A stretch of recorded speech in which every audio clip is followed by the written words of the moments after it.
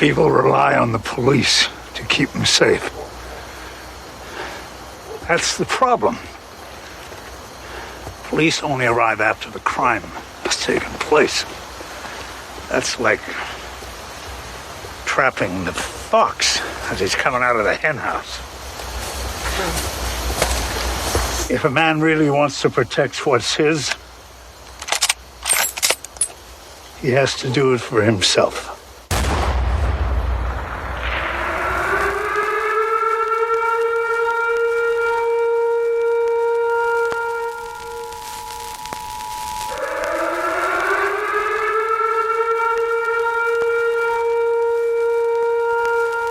This is the emergency podcast system.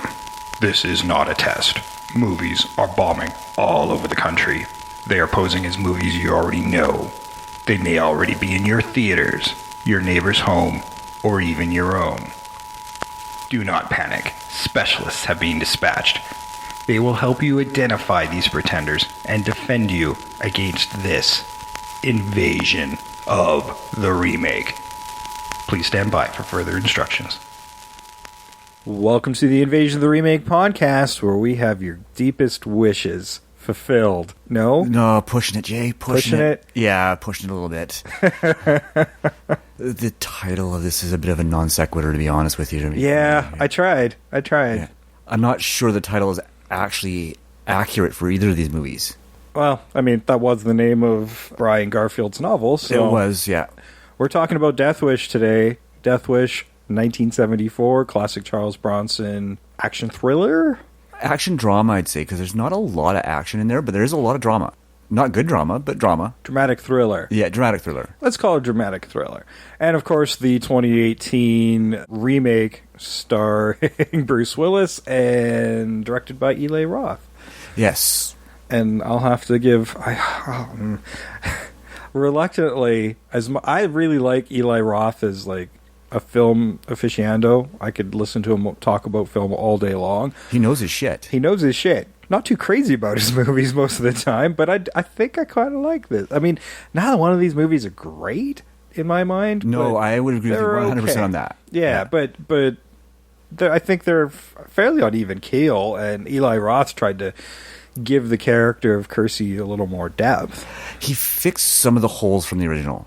Yeah. Right. And I mean, those holes are probably, I would suspect, are in the novel as well. I haven't read the novel, but I think that the original movie is a little more true to what Garfield wrote.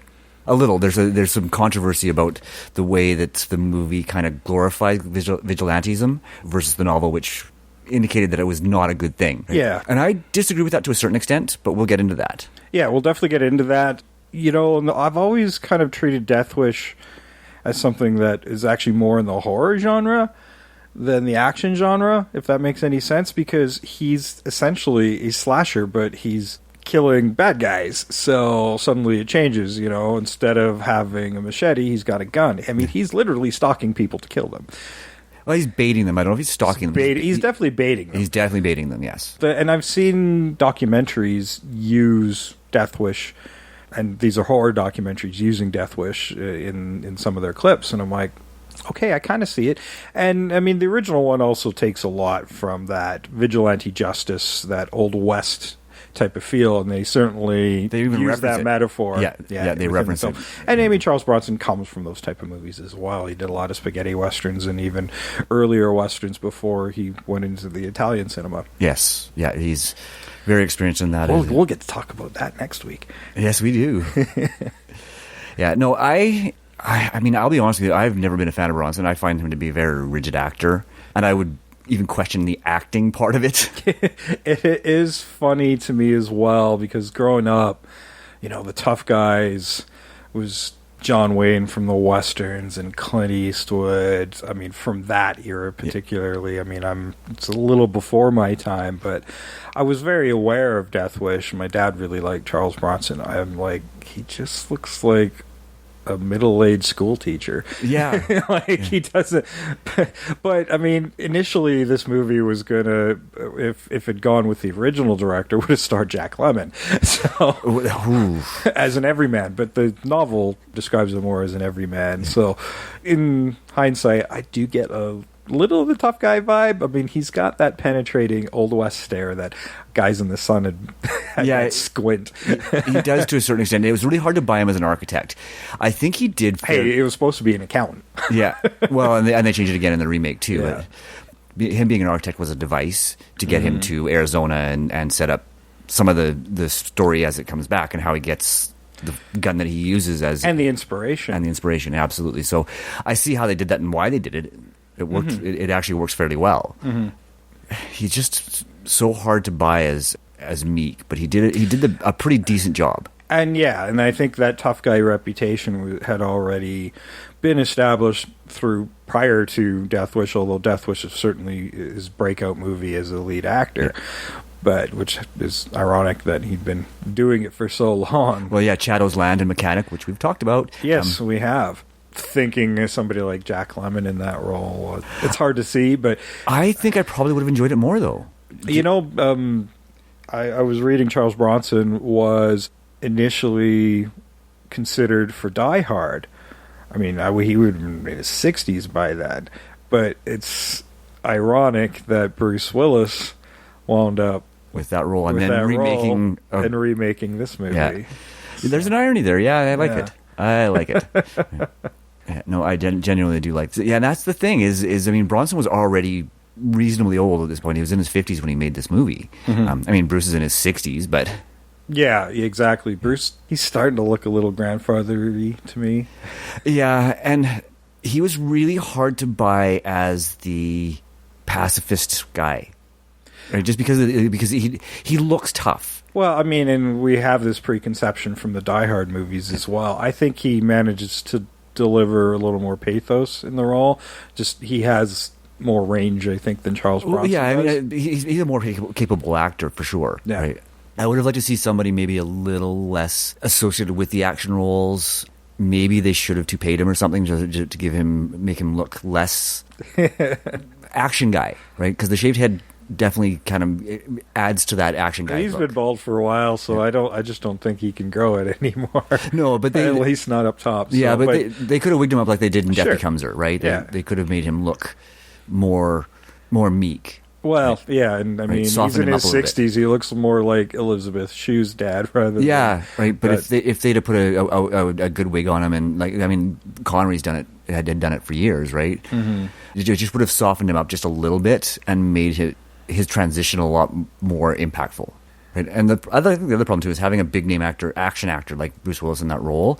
You already know where it's going. Mm-hmm. Right, so even if you've never seen the original, you still see Bruce Willis and you know, okay, this is going into action, right? This is going to be an action movie because he's done so few that weren't. I mean, Sixth Sense is the only one I can think of off the top of my head where he did something dramatic.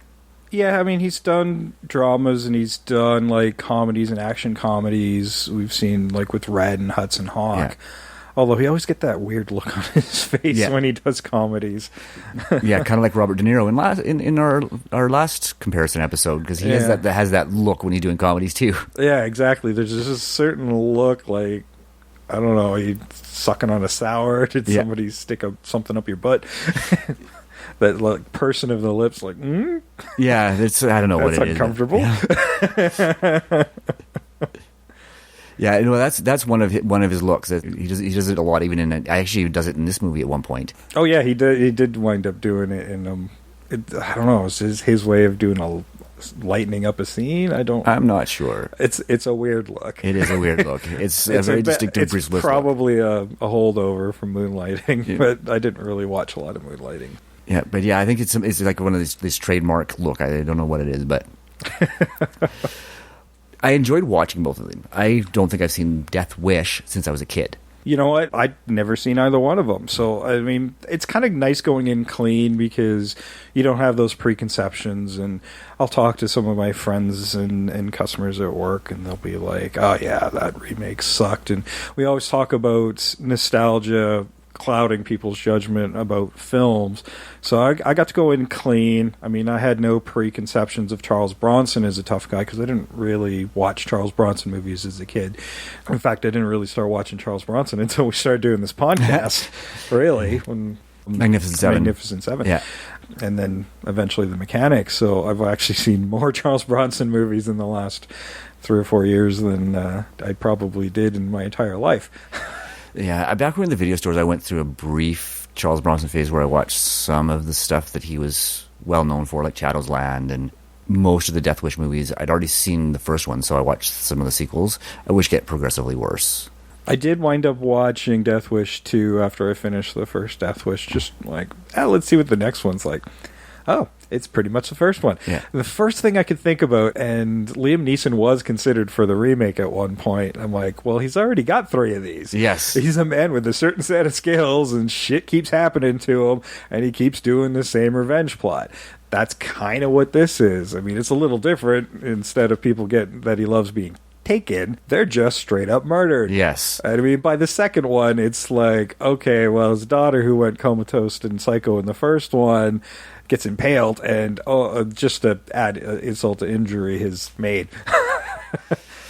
I'm like, who's left by the... I mean, there are 5 of these fucking movies with Charles Bronson. Well, then it starts to move into equalizer territory. Okay. Yeah, he starts finding situations where he helps people out. Okay. If I recall correctly. I could be wrong. Feel free to correct us. Yeah. But if I remember correctly, yeah, he moves into that sort of they're not, he doesn't go looking for them, but he finds them anyhow kind of thing. If it had been Death Wish 6, it'd have been like, that's the first John Wick. It was like, I've already lost everything. All I have left is my dog. Yeah. Yeah, I mean, in a lot of movies, you're right. I owe a lot to the Death Wish movies in that sense. Oh, absolutely. Yeah. Every man who, well, actually, sorry, Liam Neeson and John Wick are these guys. They're definitely not every man. They're definitely not every man. That's right, but they're trying to be. I also was thinking about like falling down. Oh yeah, I mean, sure. This is certainly the theme of this is that guy who cuts you off on the light, and you're just that rage moment where you just want to kill that guy, or somebody snatched your purse or crashed into your car and did a hit and run. You just like that moment where you like, I could just go out and kill that guy. This is the guy who got into that rage moment and never left. That's exactly what it is, right? And Falling Down is a great example of that. Also, my favorite Michael Douglas movie. Mm-hmm. It's just there's so many gaps in the original. There are so many gaps in that original movie that make it harder to watch than watching the remake. Even though the remake's not necessarily a superior film, one thing that was done right is they filled in some of the holes and addressed.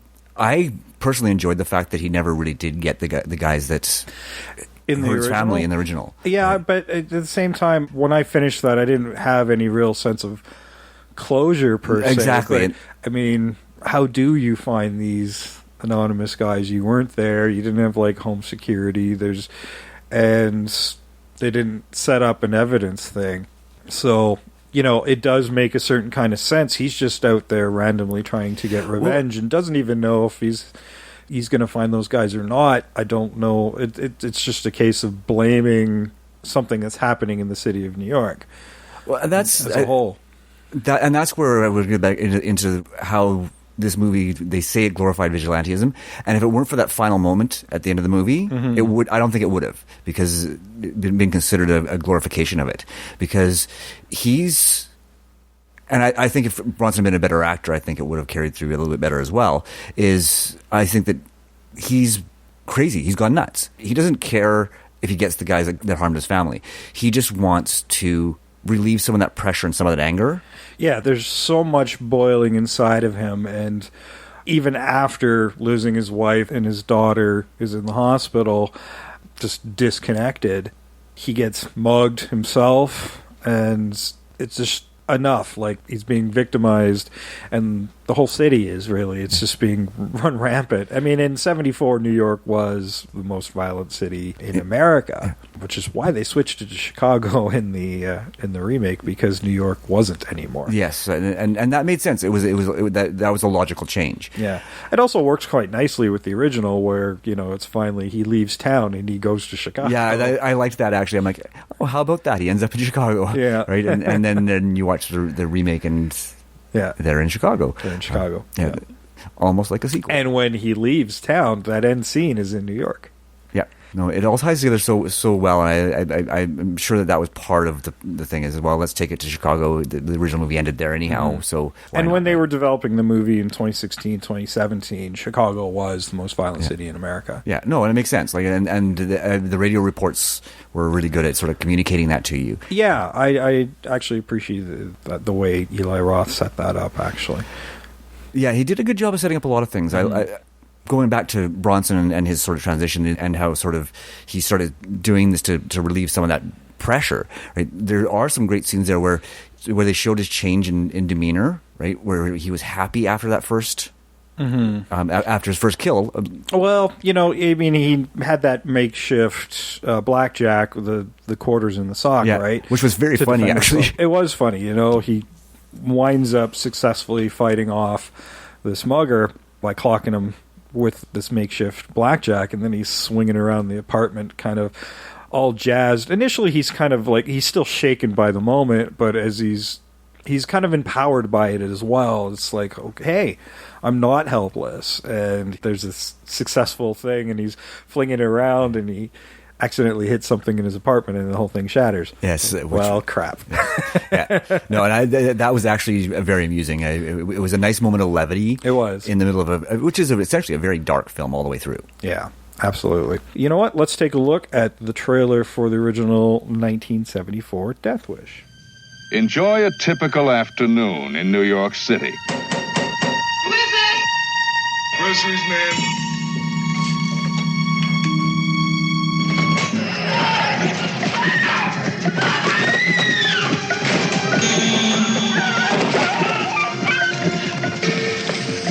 Hey, Mother.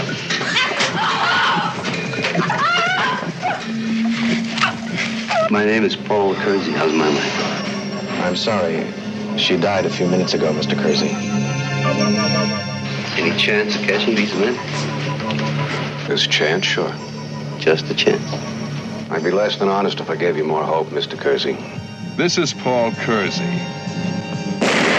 This is the story of a man who decided to clean up the most violent town in the world. I said turn around. Hand me the money. He begins where all the super cops leave off. Mugging has gone down by how much, sir? $9.50 a week to $4.70, he reported last week. You understand not too many people know that. And you want to keep it that way, huh? Oh, no, we have to keep it that way, Inspector. This whole city would explode. And if this person is listening to my voice, I urge him in the name of law and order to desist from this one-man crusade and turn himself into the police. Let's see the money, man. Call him a mad vigilante. Call him a hero. Either way, he's always on target. We want you to get out of New York. Permanently. Never make a death wish.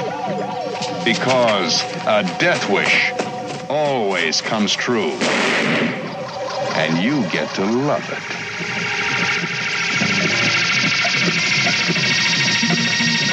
All right, that was Death Wish from 1974. Written and directed, at least co-written and directed by Michael Winner, who would go on to direct the next two Death Wish movies, The Sentinel, The Big Sleep, and of course we talked about him in episode 128. The Mechanic. The Mechanic.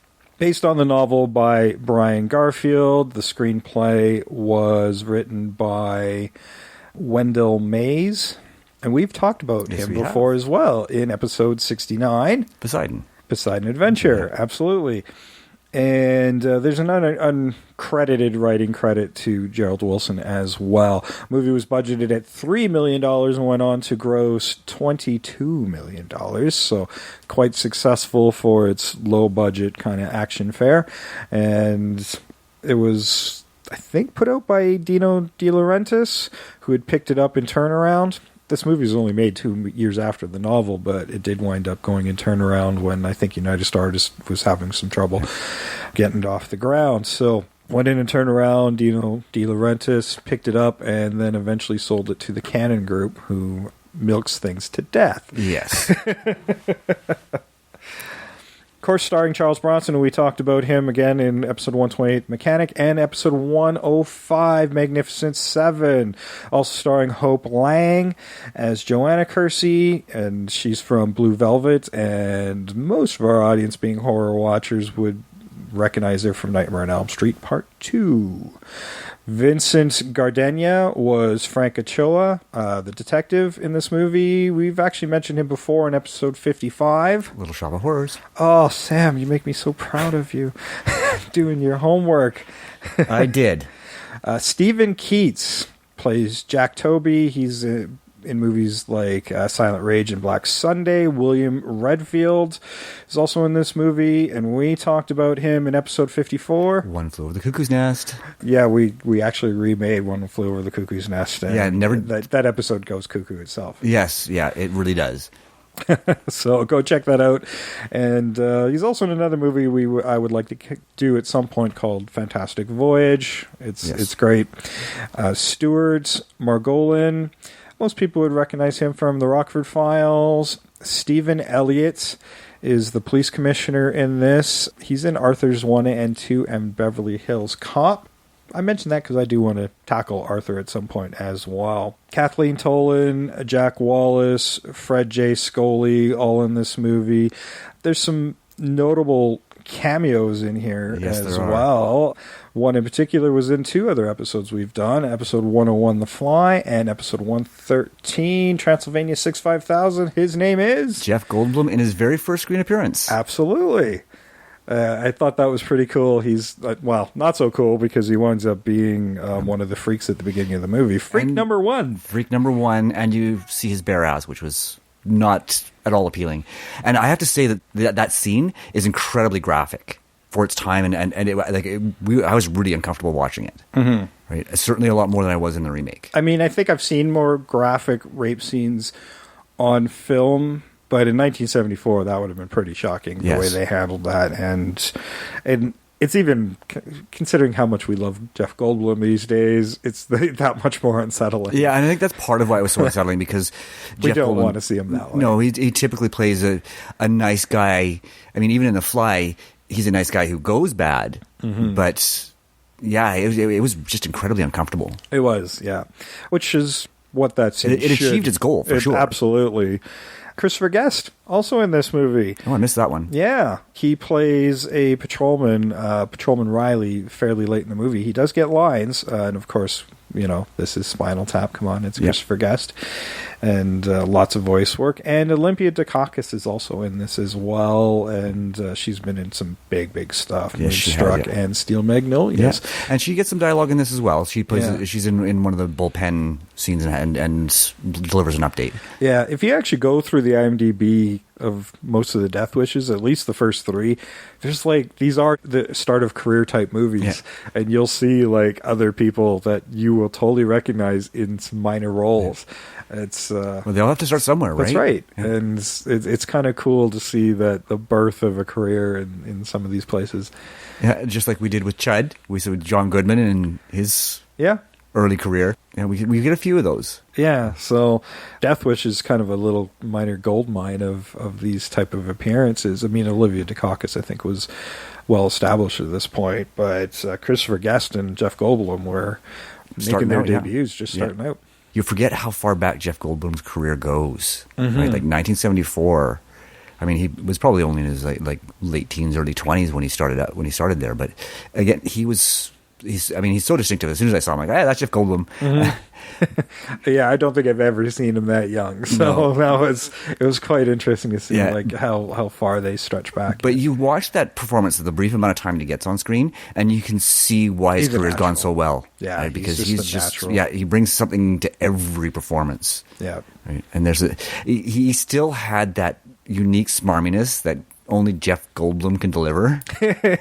Yeah, they don't give him a lot of lines, but because it's all a lot of hooting and hollering and harassing. Yeah, but yeah, he's so good at facial expressions and that grin he gets, and he managed to, when he needs to, he can make it evil.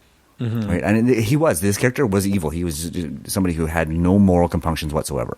He just wanted what he wanted. Yeah, exactly. This small group finds out where the Kerseys live, and they're supposed to be out that night, and they aren't. Actually, no, that's in the remake. They're supposed to be out that night. That's right. It's in the remake. Yeah. In this one, they deliberately stalked them. Yeah, they just got stalked. Yeah, because they got the grocery tag and used it to get the address and follow. Yeah, and they pulled something similar in the remake with the car valet taking the information from, I think, was that a Non-Star thing or something? Something like that. Yeah. Yeah, and he took a photo with his smartphone. Yeah, to get their address. And then I overheard that they were going to be out later that evening for his birthday, Paul's birthday. And then, of course, that gets canceled because he has to go to cover a sick co-worker's shift. Yeah. Yeah, because he's a surgeon. Yeah. He's an ER doctor.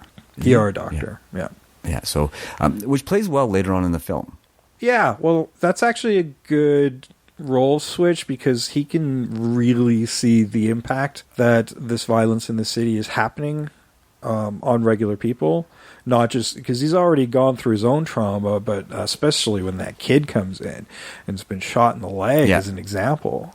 Yeah, because he's not working for this drug dealer in this neighborhood. Yeah, he's being punished for being a good kid. Yeah, right. It works. I would have to say the remake is actually slightly superior because it fills, like I keep saying, fills in some holes, but it also really develops the story a little bit better, right? With little things like that, like just little itty bitty things, and he uses his position as a doctor to target specific types of criminals and people he knows are bad people, but it also sets up the opportunity for him to get his weapon. Yeah. I certainly liked it when he sees the commercial for that gun store with the hot blonde, which was actually one of Eli Roth's regulars. She was in Green Inferno. And actually goes in, asks some questions, and notices, well, shit, if I'm going to grab a gun that's registered and they see me on camera, this is going to be a pretty short revenge story. Yes.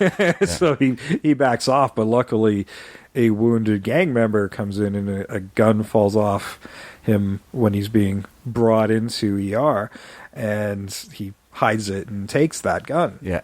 And I love the scenes where he's learning how to shoot. That first time he fires that shot in the ricochet, it was a brief moment, but I like the way it sort of shows his inexperience. I think that in the original, the way they kind of wrote in that he did know how to use guns and he was a crack shot, it felt there's too much convenience in his character in the original. Even I kind of had a bit of an eye roll, but it was the 70s. They're just trying to move things along, but he was a conscientious objector in the Korean War. Yeah. So he would have gone through the training. Well, actually, he probably wouldn't have. But so he actually went through the war without handling a gun. But he grew up on like a farm, and his dad was a big hunter. So he already had the skills as far as shooting. He just hadn't handled guns in all that 40 time, years. 40 years. But he still the skill was still there. And didn't really have to be developed. I love that he's like looking at YouTube videos in the remake, looking how to clean the gun and maintain it. Oh yeah, where he learns how to destroy the hard drive. Like I like the way that it shows you the good and bad of YouTube. Yes, it really does. Frickin' YouTube. But yeah, it also modernizes it really, really well. Yeah, like it shows his inexperience and how he becomes more experienced with what he's doing. And that first scene where it's literally, for lack of a better way of putting it, a crime of opportunity, where he stumbles into a carjacking, and he's not a crack shot. He's not killing him with one shot like he was in the original. He makes mistakes, right? Like at his very first one out, he makes mistakes, which is what you would expect. Yeah. Right, is that he would make a mistake and where the slide racks back and cuts his hand, right? And it plays throughout the movie, which again also credit to the writing to tie all these things in to give you some consistency through the whole story. Yeah, and it's like in the original, the detective Frank, he comes to conclusions that kind of like make me question where he's getting his ideas from. Okay, yeah, there's lots of violence, so he's figuring this vigilante probably lost somebody recently. I mean, maybe not that much of a stretch, but trying to work through that many files in a violent city is probably next to impossible. And then he's like, we're probably looking at a war vet, so look at the Vietnam and Korean Wars. Again, not sure where he came to that conclusion, but and this goes to some of those gaps in the writing, because there were a lot of leaps of logic throughout the whole movie. There were these leaps of logic. Whereas at least the detective in the remake had some stuff to work with. There was somebody had filmed with their smartphone, and they could see this guy was inexperienced. Didn't get his face, but knew he was inexperienced, and then there was a wound on his hand, so they knew there was something to look towards, and knew he was left-handed. Yes, and I like the way that he had the hood up, and they nicknamed him the Grim Reaper. Mm-hmm. Like, it was a sort of a nice affectation. I mean, it wasn't necessary, but it just it did help feed the story a little bit. Yeah, well, Grim Reaper, first hoodie goth. Yeah, yeah. The more I think about the original, because the detective in the original, wholly overacting, it was not good. Every time he's on the screen, I'm like, okay, how bad is it going to be? Oh, it's bad as I thought. Makes you feel better. They kill him off in the second one for no real reasons. They just threw him in there. It wasn't even, let's fly across country because this guy sounds like the guy from New York. I'm like, why would you go? It's their problem. Just send him the fucking file. Yeah. Could have handled that with a phone call, and then you could have been in the third one. Exactly. One thing about both movies, and the one thing I like better in the original, is the way that the mayor and the chief are saying, "Don't catch him. You'll make him a martyr." Yeah, there's they want him to just stop. Yeah, they want him to stop. It's because the vigilante's getting actual support. Problem is, he's also inspiring other people to do so, and they're getting hurt trying to emulate it. So they kind of want that example to stop, but arresting him wouldn't be great either, because it puts the police in a negative light, and the city itself, with this guy who's actually affecting the crime rate. Yes, in a positive way. Yeah, he's bringing it down. The vigilant, these criminals are scared to be on the street because they don't know if they're going to be next. Exactly. Right? And I think that's part of why they thought it was glorifying vigilantism, because it showed that it had a positive effect on the crime rate. But it didn't, because he's contributing to the crime rate. Yeah, I mean, what he's doing is a crime as well. Yeah, there's that juxtaposition there is well, yes, you're... Yeah, there's less muggings, but more murder. Yeah. Right, and exactly. Your violent crime rate might drop down in the sense of muggings, but you still have more dead people. But it's dead people that a lot of people aren't going to miss. Well, and that's the thing, and that's the question about both these movies is do the ends justify the means, right? And maybe somebody can tell me, because I've only watched a couple of these Death Wish movies, does he ever catch up with any of the original freaks from the original film? Because I don't think he does. I don't think he does. It would have been nice closure to at least get one of them, but... Well, and that's what that's one of the things I actually liked about the original, is the fact that there's no sense of closure. Right? Yeah. Because, I mean, his daughter's still in a coma. She wasn't in the original. She wasn't in a coma. She was just detached from the world. Yeah, she was so traumatized that she was institutionalized. That's right. Yeah. Exactly. She was institutionalized, and she was a little more functional by the second one. But because you have a similar invasion trauma, she tries to escape and then jumps out of a window and then get impaled on a big fence. Creative. Yeah. So that was it for her. So, same shit twice. Yeah. Is that useless sack of shit son-in-law in the second one? No. He just disappears, eh? He just disappears. Yeah. Thank God. He was so annoying. And I'm glad they did away with that character in the remake, because he serves no purpose whatsoever in the No. He took up screen time that could have been used to tell the story better. Yeah, they made it Frank's brother, and this is like the uncle to to Paul's daughter. Yeah, and he served his purpose far better. Yeah. Far like D'Onofrio's character was so much stronger, and actually helped bring the story along instead of hindering it. Mm-hmm. Well, then it gave a deflection, at least to the detectives, because here's a guy who had a bit of a reputation. We see he's a little bit Weasley at the beginning. I don't know about Weasley, but hasn't got his life together. He's borrowing money from Paul, and this seems to be something they've established that it's something that's a fairly regular occurrence. Well, there's even a joke about it. Yeah. Just ask my brother. I never pay for anything. Yeah, and the cops seem to be aware of this guy. Yeah. To some degree. I'm guessing it was just warnings and, hey, you're running with the wrong people type of thing. But he became a person of interest because he's the uncle. he's related to He's affected- to Paul. he's affected by affected by this tragedy, and seems as to have the well. personality type to do that type of thing. Yeah, so they don't look to Paul; they look to his brother Frank instead, which ironically is the tip-off to Frank that it's his brother. Yeah, because he puts together the cuts because they ask him to see his hand because they're looking for an injury on and his he'd hand. already seen it prior in the day when he visited his brother to pay him back because he got his shit together. There's. I like that character. He brings those moments of levity to the film because D'Onofrio's so good at that. Yeah, but he's also the conscience of the film. Like, he convinces his brother to stop. Yeah. Oh, absolutely. He's like, I've already lost his wife. Or was he? Maybe he's the brother of the wife. No, he had the same last name. Yeah, so. yeah, they're it's Paul and But he's already lost. These are his family to him, so he's already lost one member of the family, and one's in a coma. He even says it. I don't want to lose you as well. Exactly, and he's finally getting his stuff together. And there's a point there because the cops approach him in a batting cage where he's swinging away, and they don't reference it anywhere else in the film. But there's like he was a prospect for the majors. They knew him that way as well, as he was a talented athlete, and something had happened, and they don't explain it. And I wish they had. Right, it would have given his character just that smidge more depth that I would have liked to have seen. That would kind of explain why he's kind of aimless and relies on his brother as much as he does. Yeah. Now, the inspiration for the vigilantism is kind of different in both films. Like, the first film is very much inspired. I mean, yes, he's kind of hitting the streets and trying to fight back, but when he's sent to Arizona on a research mission because he's developing a property, he's an architect, right? So he's looking at this land and trying to develop it for this buyer. The buyer takes him kind of on a tour of this fake Old West town. And I've been to something like this where they do the reenactments and stuff, and this really inspires Kersey. He's like, okay, the Old West thing really speaks to him. Yeah, and it reinforces some of the things that Margolin's character was saying, right, about how things are different in Arizona. Yeah. Right, and how the best way to protect yourself, to stay safe, is to protect yourself. And they even he even takes him Paul to his gun club, and they fire off a few rounds, and that's where we learn that Paul's a natural.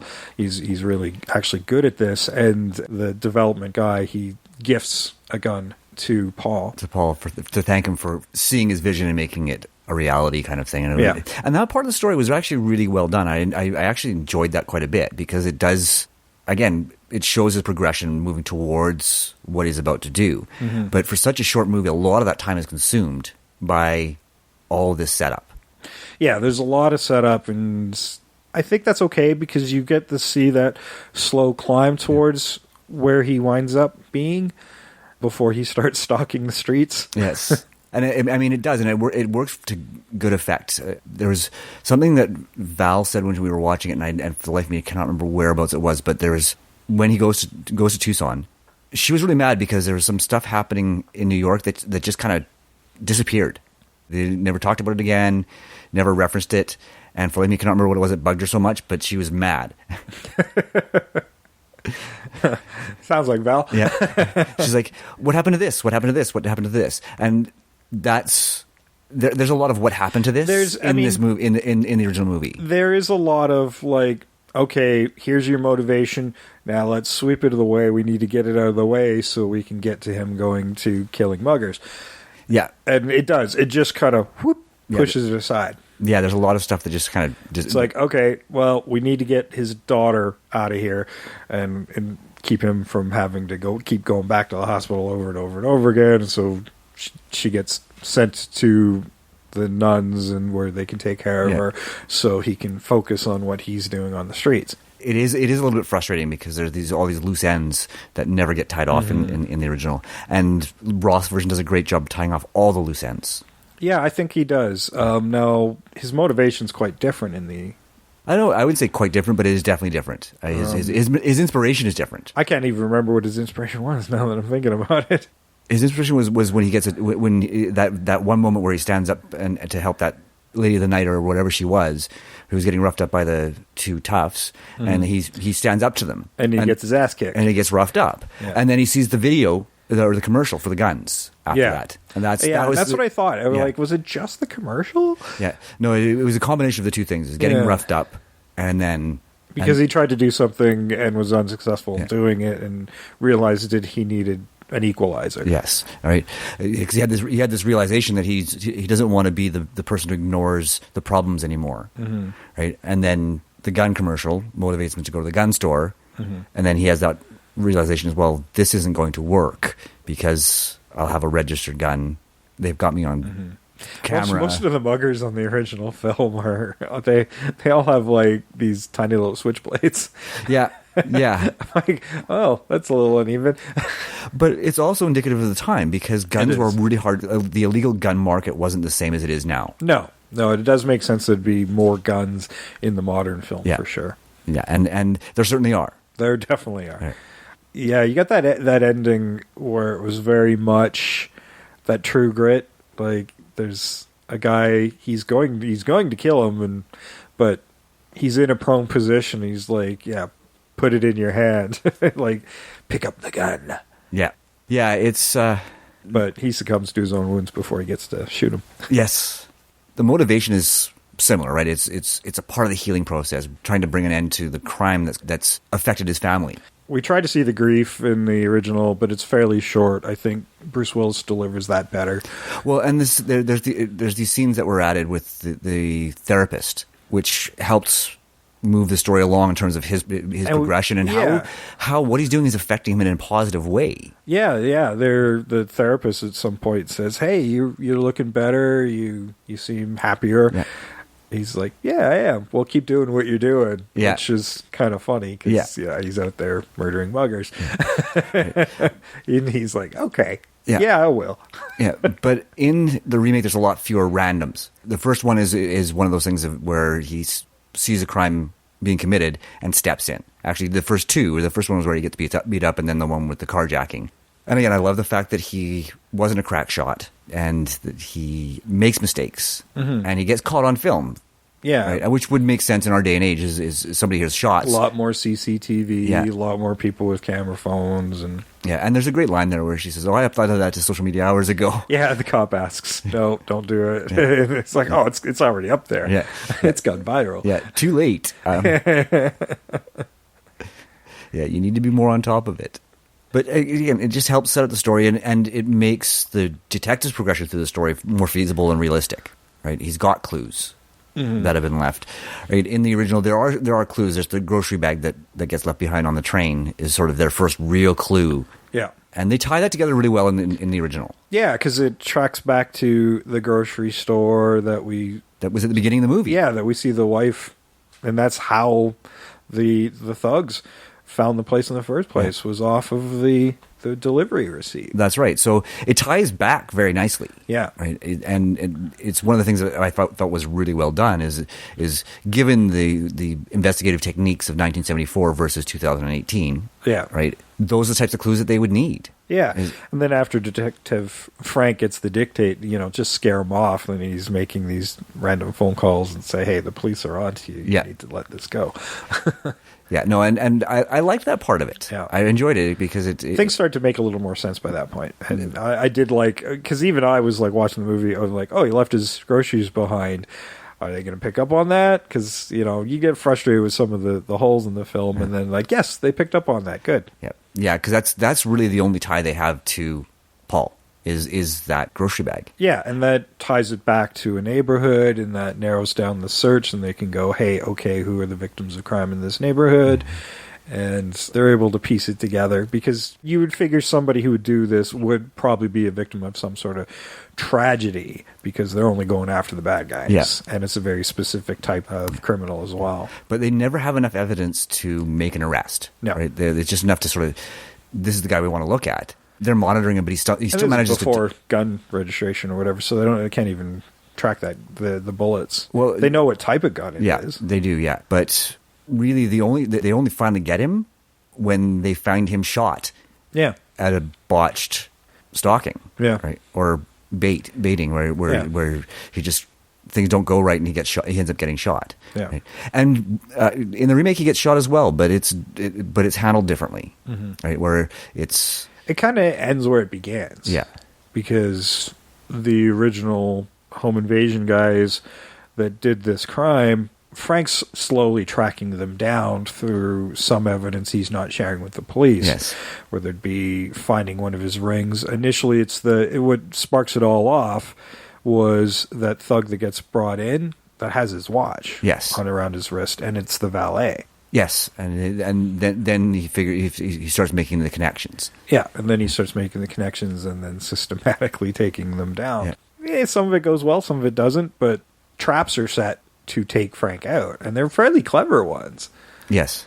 Because Frank, I keep saying Frank, I'm sorry, Paul. And, I like the one where they've tried to set up a meeting, and then the phone rings in the nightclub, and they open the door, he shoots through the door, and nobody's there, it's just the phone. And it's there's a few setups like that are actually quite good. Well, yeah, I like the fact that clever anyway. I don't know if they're good. They're clever, and it's to show that the leader of this gang he thinks things through and he's smart. What happened with Paul's family was not intentional. It wasn't intended as a home invasion. It was intended as a burglary. Yeah, really, there's only one guy that fucked everything up. Yeah, the creepy guy who got all rapey. Yeah.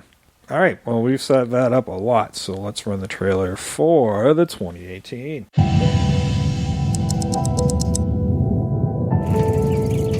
Have I told you I love you? Yes, Dad, you've told me like a billion times.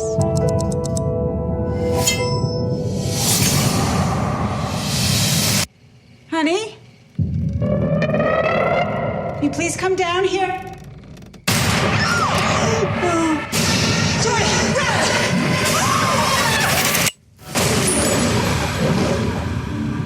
Doc, something has happened. You can't go in there. Dad, where's Mom? I love my family. I failed to protect them. I'm sorry, Dr. Kersey, nothing yet. So there's nothing that I can do? Is that what you're saying? You can have faith. How'd faith work out for them? If a man really wants to protect what's his, he has to do it for himself. The men who did it are out there. I'm gonna hunt them down. One by one. I had homies in the Dallas grave doing gun trades out at the dark. We're closed, pal. You're Joey, right? Yeah? Who killed my wife? Who else was there? I don't know anything else. You're not gonna kill me. No, Jack is. Can't deny me now. You got caught in some crossfire? Yeah, he said next time it ain't gonna be my leg. You are gonna be all right, I promise. On the mission, no other way they can stop me now. You're not a cop. Somebody has to do it. Step away, you can't take the heat on the battleground. Everybody's watching this viral video of this dude right for taking the law into his own hands. Hey! Is he a hero? He saved my life. Or is it wrong? You're cocked, locked, and ready to rock. I'll say, someone took my wife. Everyone involved is going to pay.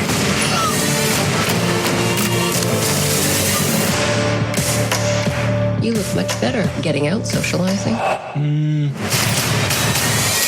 Not so much. Well, whatever you're doing, keep it up. Okay, I will.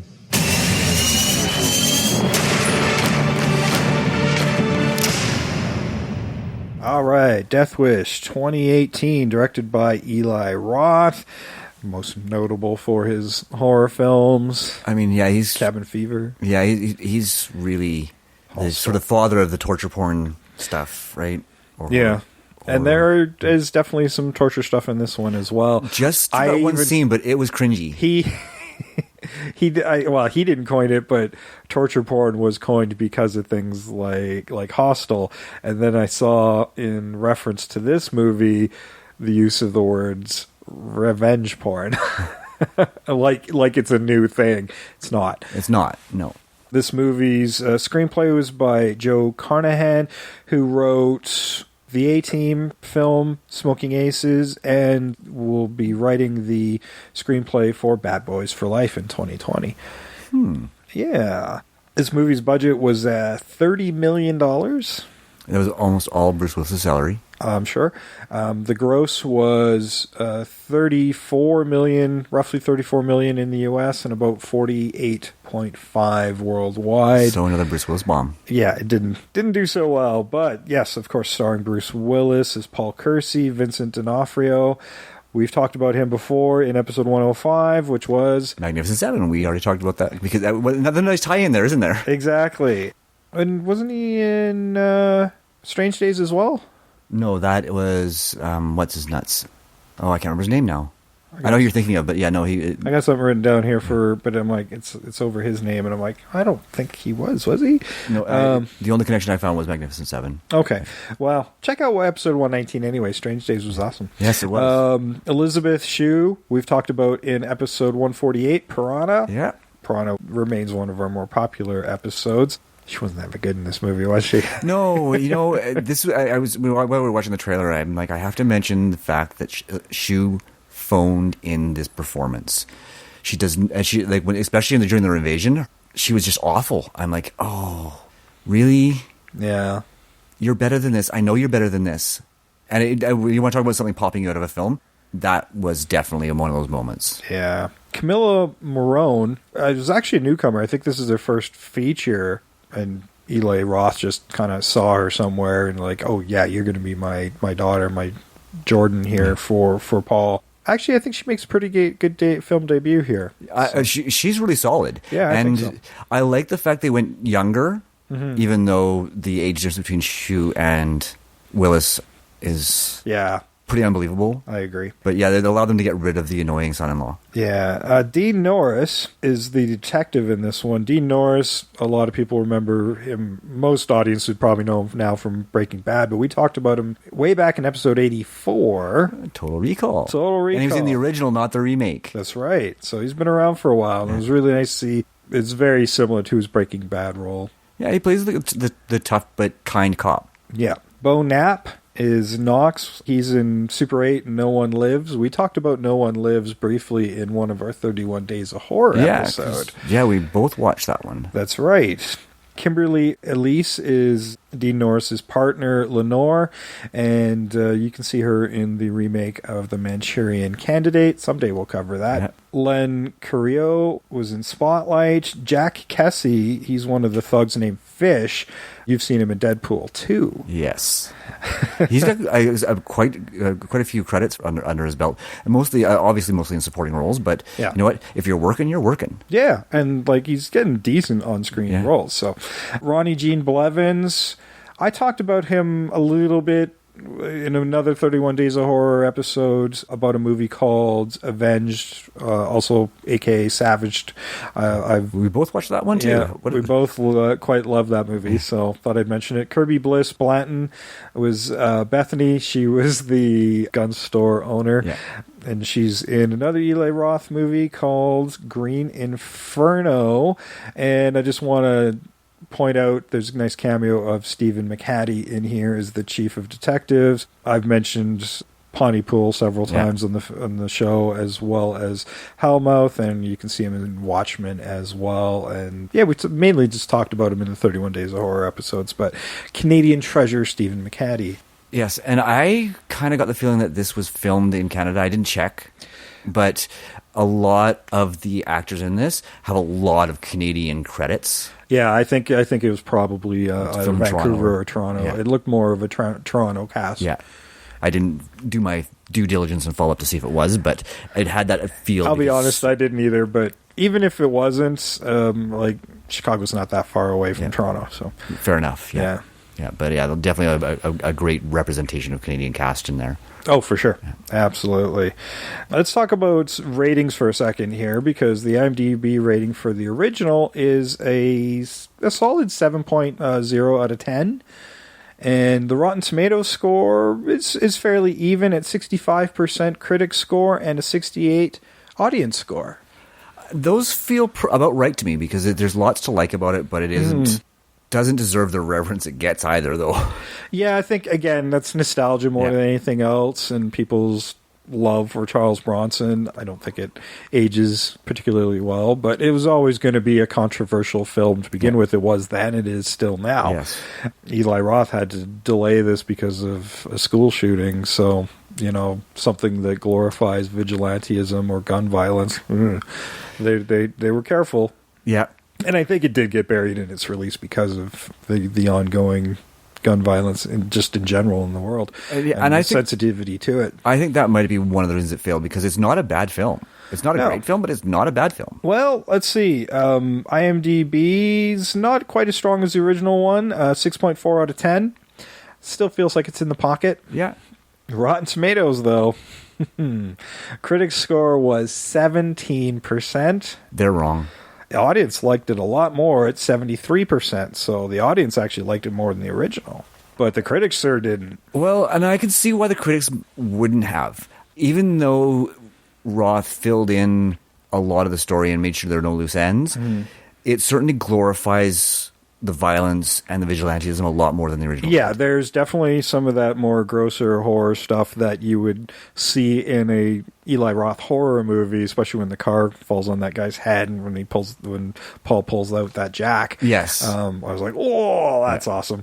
Yeah. But yeah, and it lost the message. Like, it completely limited it. Like, the message that was in the original, while it wasn't as strong as it could have been, was there. Yeah. Whereas this one, it's just a straight up action flick. Well, this one, I'd also at least defend the critics somewhat. Like, whereas the original has those plot holes and just convenience, so does the Eli Roth's. I mean, there are times when he's getting into it with the thug and probably should have died, but there's a convenient dart laying there or a bowling ball falling down.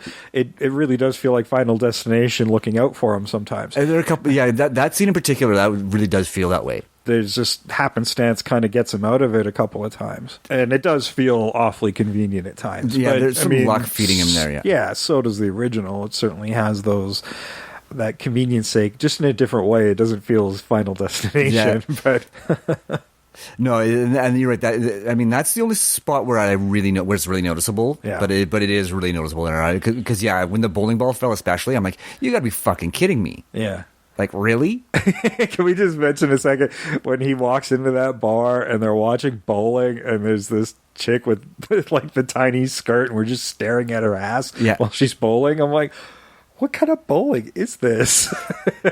There are certain times where you can see that grindhouse type effect that Eli Roth really enjoys within the film. Because there's some pretty blatant sexualization there, but at the same time, there's also some really great dialogue with the radio announcers and stuff like that about the right and wrong of what he's doing. And this is the only place where they really talk about whether or not it's right or wrong is through the radio announcers. And there's one point there where there's a show where they show them on screen where they're two black radio hosts. Oh, was that the Sway in the Morning or something like that? Yeah. But they ask, it's like, well, is it right that a white vigilante is shooting down two black criminals? Right. And it's a legitimate question. Yeah, and they do that very carefully as to not give you an answer. They do leave that up to the audience within the film and outside of the film as well. Yeah. Because it is a moral dilemma and a moral question that you shouldn't give a concrete answer, at least within the body of the film. No, because you're going to piss off somebody. Yeah. I mean, let's face it, you are going to piss off somebody. Yeah. I mean, it's a little frustrating when, you have that example in the film, but they don't mention the white criminals he's also shooting as well. I mean, that is a result of one particular incident, though. That's right. And that's, I think, right after he takes out the ice cream man. Yeah, right? that's right. And I actually believe the exact line of dialogue is, how do you support a white man shooting down a black criminal? It's a legitimate question and a great question. The question is, the question should have been how do you support vigilantism to begin with, right? Regardless of color or race. But I still think that Roth did a good job of bringing that in there because it is actually a prevalent problem in the United States. Right? So it's his way. I think he was acknowledging that this is a problem in our country. But I think it kind of gets glossed over by the rest of the movie. Yeah, because they don't really raise those other questions. I mean, at one point we got to think of we have to think of like where the audience of Sway's show, especially after when he does that torture scene within the garage, and this guy's pinned under a car he's working on, and he's got his legs propped up and this car kind of guillotine thing set up with the jack, and he's cutting the sciatic nerve and talking it through. Yeah, I've heard this is the most painful thing a human body can endure. And that shows you Eli Roth did his research, because that's something the Japanese actually did with the prisoners of war, is how much torture can the human body survive. Yeah, and then he adds brake fluid to it. Yeah, and then adds brake fluid to it. I mean, it's that kind of throws back to his torture porn days as well. It's like, oof, this is awfully excessive, but this is also one of the people responsible for the tragedy that's befallen his family. Yeah, and I'll be honest with you, that scene of all of them was the one that made me most uncomfortable with his character, because like it does show you how far gone he's gone. Yeah, because it took him into a dark place, and moves him from somebody that you can empathize with to somebody that you're like, I'm not sure that you've crossed a line now. There's a line that you've crossed that I'm not comfortable with. Yeah, right. And I think that's one of the things that diminishes this remake. Yeah, and it does make you think that maybe there should be some consequences to his actions, because in both of these films, the cop figures it out and lets him get away, basically going, you need to get the fuck out of my city. Yeah. Well, in the original, he's the you need to get out of the city, and then the remake, he says... It's a little more metaphoric. Yes. Yeah. Yeah. Basically, it's like, you're done, right? There won't be any more... The detectives brought to the crime scene back at the house where these thugs are trying to take Paul out once they found out what Paul's been doing, and Paul survives it, and he even bought some tactical furniture. That was great. There's some great foreshadowing. I was just about to go there, because they foreshadow that by in the commercial, right? It's like, come and check out our tactical furniture, right? And I had to roll my eyes a little bit. I'm like, of course I knew that was coming back, but it was like, yeah, I guess he would buy that. Yeah. But I like the fact they didn't show you that he bought it. It was well set up, even though you knew it was coming. Yeah. So there's talk about the guns in the house, and he's like, "Oh, well, I've got the bills of sale.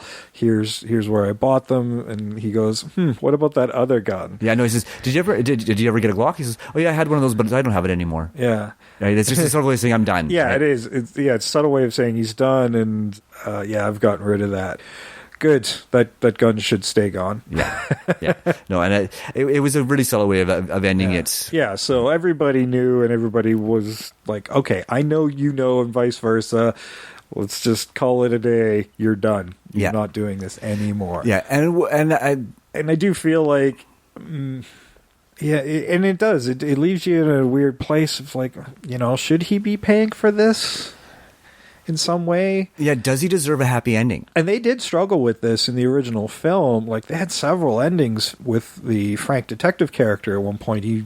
They had it scripted, he finds Paul dead and then sees the gun and thinks about picking up where he left off.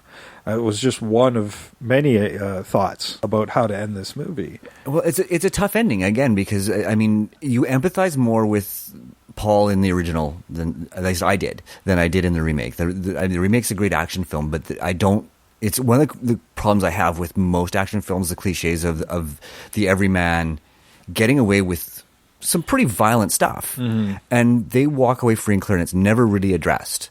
Right? I mean, they do kind of in this movie address it, at least, that as to how he gets the happy ending. But with this particular movie, the question should be, did he deserve the happy ending? Yeah, and again, that's, I guess, left up to the audience. Yeah. I mean, studios hoping it's going to do well so they can do another 15 billion Death Wishes.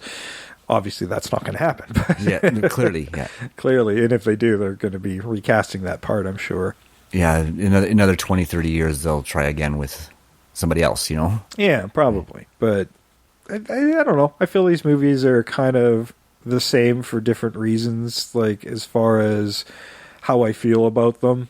I think I liked them about the same for different reasons. Yeah, like, there's a little bit of a slower plottingness to the original, but I liked the open-endedness of it, and that it was there was no closure to the crime at the beginning of the movie. It's just this man driven into rage.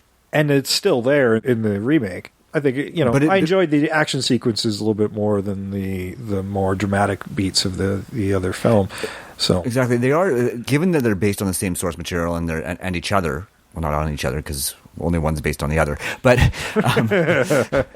but yeah, there are different movies because there's so much closure in the remake. I mean, he gets the bad guys who hurt his family, and that's one of the things that modern moviegoers really need is closure. Yeah, right. And I'll count myself among them for the most part, but that in this particular case, I like that fact. I really enjoyed that fact about the original. It's like because I liked it, but it frustrated me at the same time. So I get it because I'm part of that audience who wants closure, but I do appreciate it when I don't get it because I'm like, oh, that was bold. Yeah, exactly. And I think it emphasized more the question of whether or not what he was doing was actually right, because he was going after people who weren't involved in what happened to his family, and all the way through the movie, and they suggested that there was the hope that he would get them, but they never really outright said that because who was he going to tell? Yeah. I think that they could have done that to great effect in this remake, now that I'm thinking about it, when they first start cluing in and they first investigate his brother, and they have that dialogue about, well, who else is going to do it? Right, and they could have set it up. It's like, well, I'm out there. I'm hoping I'm going to get these guys. I may not know it, but I hope I do. Yeah. Right? That would have really tied both movies together really well. And then if it did, they kept going with the track that they've gone with this remake, where he does get that clue, then at least it would have kind of tied it back to that first one and filled in that hole that was in the first one, because they had that opportunity. Yeah, they just didn't take it. Yeah. But overall, like, this was a movie I was not really looking forward to as far as the remake goes because of my history of not liking Eli Roth films. But, it's been a while. I can certainly see how far he's come as a director. I kind of appreciated some of the choices he made. There's certainly some holdovers from old Eli Roth in there as well. And he's good at subtlety. I talked about 131 Days of Horror called Knock Knock. Right. That is really subtle. I don't think there's any blood or gore in it at all. No, he's definitely trying to kind of diversify and shake off some of the stigma he had before.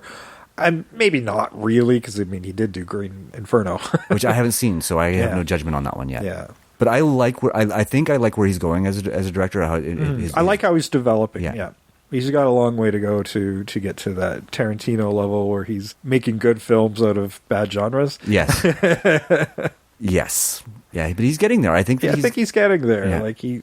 Like I said, I love when he talks about movies, and he has a certain understanding of it, but his execution wasn't quite there 10 years ago, but I think he's getting there now. I have to agree. Like I said, I quite enjoyed Knock Knock, even though in the end it's a pretty weak script, but he made it solid. And I'd say this the same with this one as well. And given that this is I think this is his first actual remake. Yeah, and he took a pretty basic concept and tried to add a few layers to it. Yeah. And for the most part, I'd say successfully. Yeah. Yeah, I think mixed success, but that mixed success comes from, I think, maybe some mixed performances as well. I think so as well. Yeah. Yeah. Sometimes you can lay that on the director, but sometimes you can if the talent just doesn't want to come out that day. Yeah, it's like, I need a paycheck, but I don't want to do this. Yeah. Right?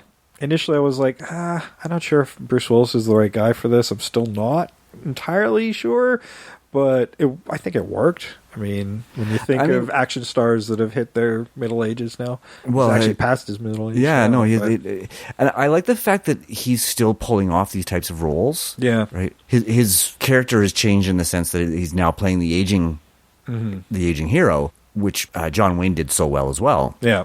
But I think that, unfortunately, there's also that stigma that Bruce Willis has for being difficult to work with, that's keeping him from getting some of the better roles that he should be getting. Yeah.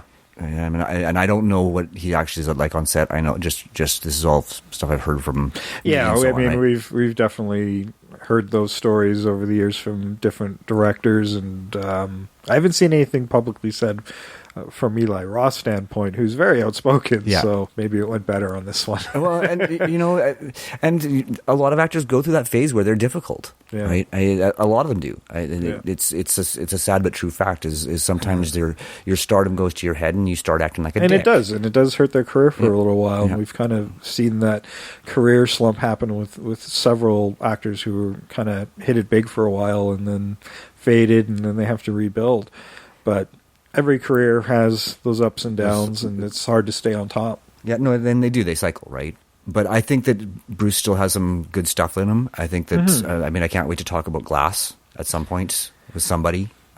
Yeah, we'll get there at some point, because that's like a good 20-year cycle there for 3 films. Yeah, to see how that develops. But yeah, and I still haven't seen it. I haven't either, but didn't do nearly as well as Split. So, which is unfortunate. I think the director Shyamalan is hit or miss for a lot of people, right? Yeah.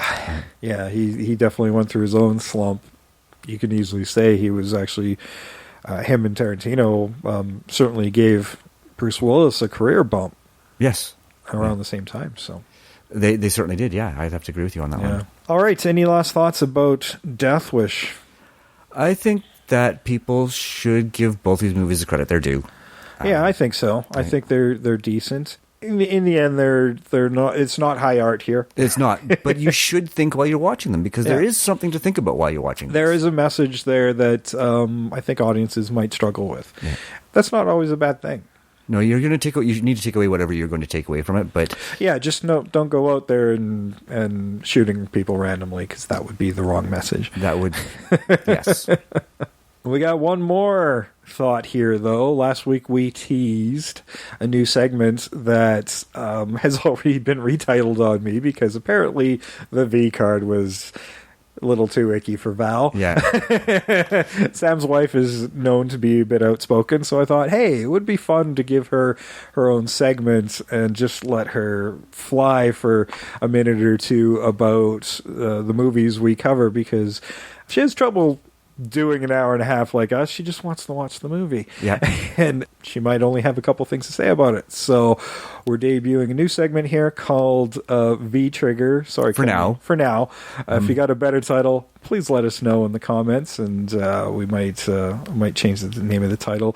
Who knows? We might get a new title every week. It could very well. Now, I will say one thing, because she doesn't mention it in her bit, but she only watched the first one. She couldn't bring herself to watch the second one. Cool. That makes me just want to listen to this even more. So here it is, the debut segment, V-Trigger? This week's movie, Charles Bronson and Death Wish. Architect by day, vigilante by night.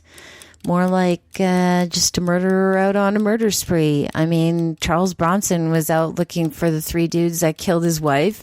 And so he just gets out there and he starts plugging thugs in hopes that he gets, hits the right one. Fails miserably, completely loses the plot. I mean, it's ridiculous. This has to be the most ridiculous movie I've ever seen. So he never does end up finding the dudes that killed his wife. And, I was pretty much done with the movie by the time he repainted his walls the ugliest fucking color known to man. But I kept watching because I kept hoping that he was actually going to get the guys. And nope, he doesn't. Anyway, I'm done with this movie. Don't ever make me watch it again. And I rate it... I want my hour and 33 minutes back.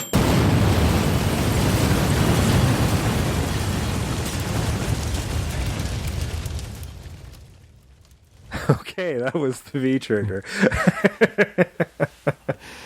God love her.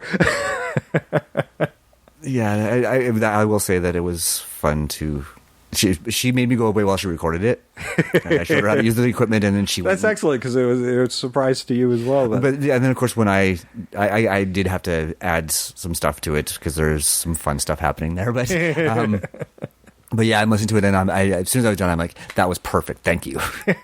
As I'm laughing. Well, we were sitting at a podcaster meeting, and then she said that stuff to me about, you guys go on and on about a movie. I'm like, I just want to watch the damn thing. I'm like, it's that outspokenness. I'm like, how about I give you 60 seconds to do that every week? Because I'm really enjoying it right now. Yeah, and now you get your Val fix every week. That's right. Somehow she managed to get on every episode from here going forward. Yes, or if she wants to do them. Yeah, we'll see how she feels about doing it weekly. I mean, this is our first week, and it's going to be at least a semi-regular feature. Yes, yeah. I'll tell you, she did have fun doing it. That's great. Yeah, I mean, you can tell just by her delivery, but yeah, I'm looking forward to editing more of those and seeing Jay's reaction to them, and hopefully yours as well. Well, if you like that new segment, let us know on our social media at Invasion Remake on Twitter, Invasion of the Remake on Facebook and Instagram, and Invasion of the Remake at gmail.com. Send us your questions, suggestions, and comments as well, and your fan challenges. We do have one coming up, and actually I'll run the audio for that next week to set it up, because there's still a lot of options within the fan challenge, but we got an audio submission from What Does It Matter podcast, and I think we'll have Sean on to do it with us. If he's available, we want him in there, yeah. But sure. I'll run that audio next week so we can tease that for you. Yes, as Sean said to me after listening to the episode, he goes, "Challenge accepted." And he'd already recorded it and sent it to JJ. I actually knew the challenge had been accepted before I did. Yeah, so yeah, that was. You're welcome to do it too. Yes. If you've got a microphone and the recording equipment, just send us the recording. That's another way you can get yourself on the show. Use your phone. Use your phone and send us the email us that recording, and we'll air the challenge and maybe do it. Maybe. But do not challenge us to the thing, because we're not gonna do it. No, don't challenge us to the thing. We're saving that for special episodes. So Don't worry, it's coming. Stop asking. Well, no, you can keep asking. Ask all you want. We'll do it when we do it. Yeah, we just haven't determined what the special occasion is yet. No, it'll happen. But, you don't do the best remake ever right out of the gate. No. That's just blowing your wad too early. Yes. Yeah. I don't know if it's the best remake ever, but it's definitely okay. It's the best remake ever. There you go. All right. We also got a new sponsor this week. Is it a sponsor or partnership? I think it's a partnership, yeah. A new partnership. And, as a Calgarian, I'm really into the playoffs right now. Calgary, as of this recording, is tied 1-1 in the playoff round with the Colorado Avalanche. And I'm really hoping they'll do it. I'm really hoping they'll make it. But by the time you hear this, it'll be 2 weeks, and then probably the round will be over. So I have no idea. But if you want to get to a playoff game, watch an NHL playoff game, tickets can be ridiculously priced sometimes. But you go over to SeatGiant. If you're American, SeatGiant.com. If you're Canadian, SeatGiant.ca. And the .com's in US dollars. The .ca is in Canadian dollars. And they can be up to 70% off other ticket sites. And with our promo code, even more. If you use the promo code at checkout on your ticket purchases at SeatGiant, use this promo code INVASION, and you'll get an additional discount on your purchase. And you'll help out the show by doing so. And come on. What better deal is that? And if you're not a sports fan, they got other stuff there as well. I was looking up May 28th. Cher's coming to town here in Calgary. Big ticket sales there. Godsmack, man. Yeah. Theater tickets. You want to see Phantom? Is it still running? I don't know. Who cares? Cats. Right? But if you want to go to the theater, SeatGiant. No, seriously. SeatGiant. Yeah. They're a game changer. All right. Another way you can help out the show, again, you can use that promo code INVASION over at SeatGiant, but you can also leave us a rating and a short review over on iTunes, and tell everybody where to find the show. Of course, we're on iTunes, Apple Podcasts, Stitcher, Google Play Music, TuneIn Radio, Player FM, Radio Public, and even frickin' YouTube. Make sure you tell your friends and family where to find the show, and help the invasion grow. Get your earballs on the show. And maybe your voice. Challenge us. Yes, and maybe your voice. So keep in mind, we'll take those challenges. That was Death Wish. Yeah, not bad. I mean, I'm still not sold on Charles Bronson, to be honest. I'm with you there. But I'm sure we'll cover more. Possibly, maybe. What's your favorite Charles Bronson film? Let us know. I've been Jason. I'm always Sam. And we are out of here.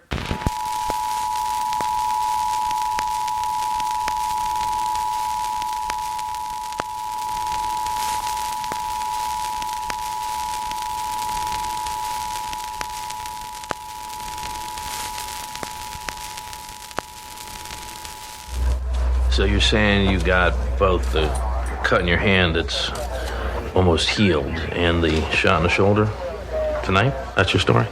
That's what happened. It's my story. And the paperwork for the pistols and the rifle? You can call Jolly Roger Sporting Goods. Ask for Bethany. And you bought these guns? The day my daughter came home. Just in case something like this ever happened again. What about a Glock? I had one for a while. I decided to get rid of it. Gone for good?